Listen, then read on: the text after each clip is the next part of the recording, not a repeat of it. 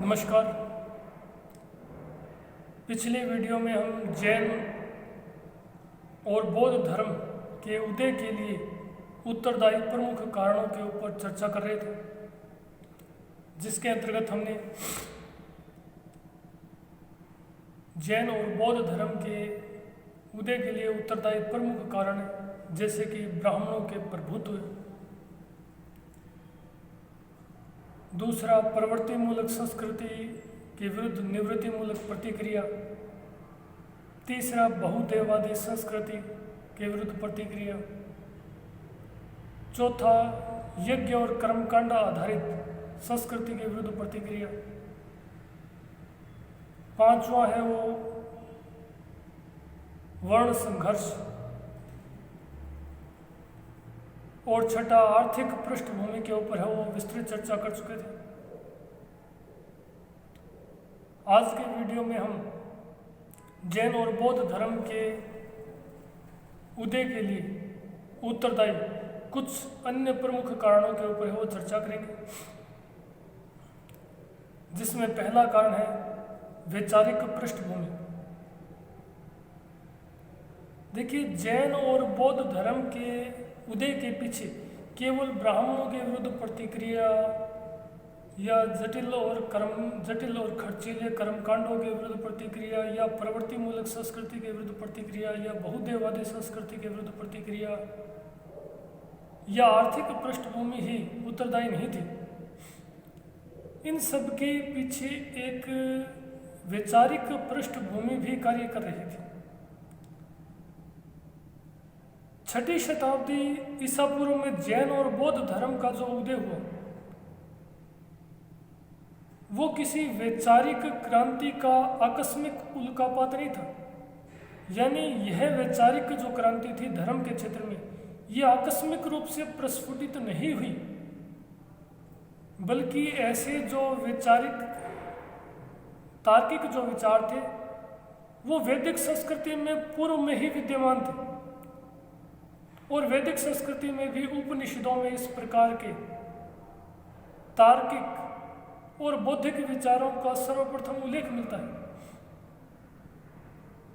कहने का तात्पर्य यह है कि छठी शताब्दी ईसा पूर्व में जैन और बौद्ध धर्म का उदय जो है वो किसी वैचारिक क्रांति का आकस्मिक उल्कापात नहीं था, बल्कि दोनों धर्मों के उदय की पृष्ठभूमि में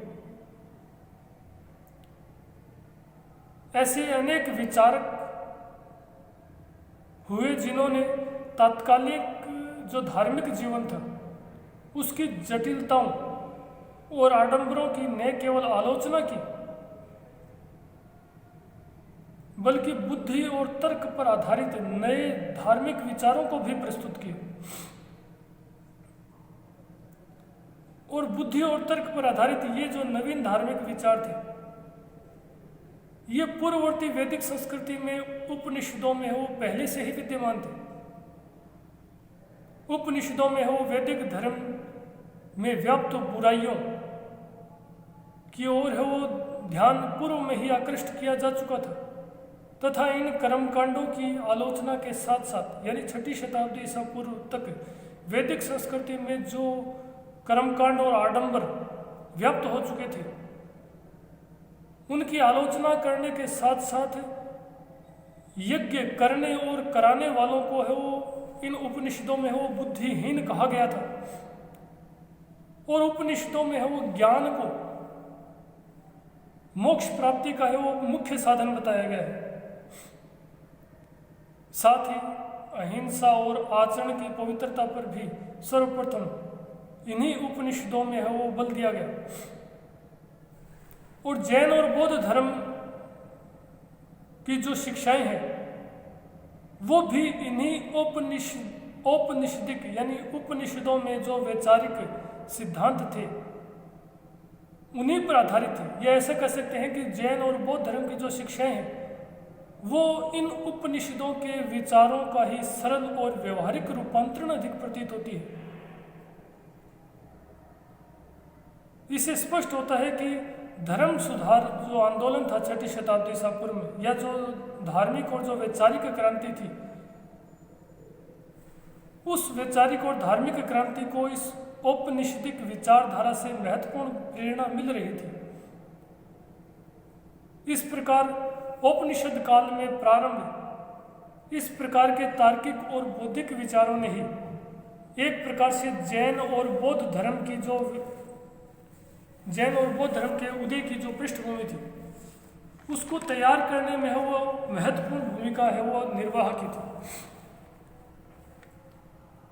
इसके अलावा 6ठी शताब्दी ईसा पूर्व में जैन और बौद्ध धर्म के उद्भव या उत्कर्ष का जो एक और प्रमुख कारण माना जाता है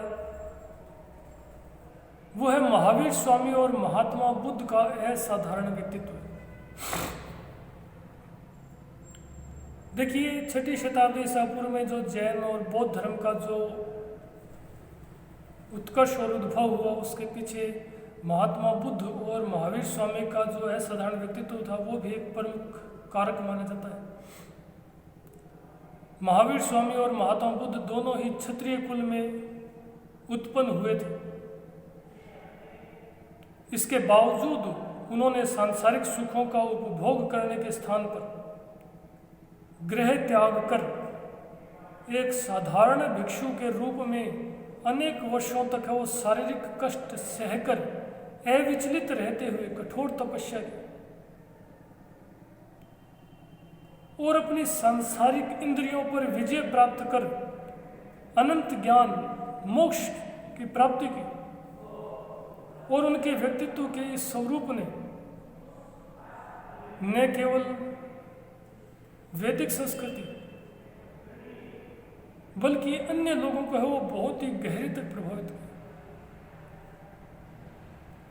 परिणाम स्वरूप लोग बड़ी संख्या में वो जैन और महावीर स्वामी और महात्मा बुद्ध के व्यक्तित्व से असाधारण व्यक्तित्व से प्रभावित होकर भी बड़ी संख्या में वो जैन और बौद्ध धर्म की ओर वो प्रवृत्त हुए। जैन और बौद्ध धर्म के उत्कर्ष का एक और जो प्रमुख कारण माना जाता है वो है महात्मा बुद्ध और महावीर स्वामी द्वारा जनसाधारण की भाषा में प्रचार प्रसार। देखिए 6ठी शताब्दी ईसा पूर्व में जो जनसाधारण की जो बोलचाल की भाषा है वो पाली और प्राकृत थी, जबकि वैदिक कालीन सभी ग्रंथ चाहे वे धार्मिक ग्रंथ हो या अन्य ग्रंथ हो वे संस्कृत भाषा में थे तथा विभिन्न प्रकार के धार्मिक और जो सामाजिक कर्मकांड हैं वो संस्कृत भाषा में ही संपन्न कराए जाते थे। और संस्कृत भाषा जो है उसमें केवल ब्राह्मण वर्ण ही दक्ष था। जनसाधारण को संस्कृत भाषा का कदापि ज्ञान नहीं था। ऐसी स्थिति में जब महावीर स्वामी और महात्मा बुद्ध ने जब जन सामान्य की भाषा में यानी पाली और प्राकृत में धर्म के सरल स्वरूप को लोगों के सामने प्रस्तुत किया तो लोग बड़ी संख्या में केवल इस साधारण भाषा के कारण ही बड़ी संख्या में है वो धर्म के सरल स्वरूप की ओर आकृष्ट हुए और उन्होंने अपनी सकारात्मक प्रतिक्रिया दी। और जनसाधारण की भाषा में प्रचार प्रसार के कारण ही जैन और बौद्ध धर्म है वो 6ठी शताब्दी ईसा पूर्व में एक प्रकार से अत्यंत लोकप्रिय हुए और जनसाधारण बड़ी संख्या में है वो इसकी ओर आकृष्ट हुए। जैन और बौद्ध धर्म के उदय का जो एक और प्रमुख कारण है वो राजकीय संरक्षण को भी माना जाता है। देखिए 6ठी शताब्दी ईसा पूर्व में जैन और बौद्ध धर्म का व्यापक रूप से उत्तर भारत में प्रचार और प्रसार हुआ। इसके पीछे एक और महत्वपूर्ण कारण राजकीय संरक्षण को भी माना जाता है। देखिए जैन और बौद्ध धर्म के उदय का जो एक और प्रमुख कारण है वो 6ठी शताब्दी ईसा पूर्व में तात्कालिक शासकों के द्वारा इन दोनों धर्मों को संरक्षण प्रदान करना भी था। चूंकि महात्मा बुद्ध और महावीर स्वामी दोनों ही क्षत्रिय कुलों में उत्पन्न हुए थे और क्षत्रिय कुलों में उत्पन्न होने के कारण अनेक राजवंशों के साथ उनके निकट संबंध भी थे। न केवल इन निकट संबंधों ने, इसके जैसे कि एग्जाम्पल लेता हूँ कि वैशाली का जो लिच्छवी शासक था चेटक, वो महावीर स्वामी की माता का भाई था, महावीर स्वामी की माता त्रिशिला का भाई था। इसी प्रकार चंपा नरेश, दधिवाहन और अवंती नरेश चंड प्रधोत भी महावीर स्वामी के निकट संबंधी थे और इन्हीं निकट संबंधों के कारण ही वैशाली के लिच्छवी शासकों अवंती नरेश चंड प्रधोत और चंपा नरेश दधिवाहन ने जैन धर्म को है वो राजकीय संरक्षण प्रदान किया।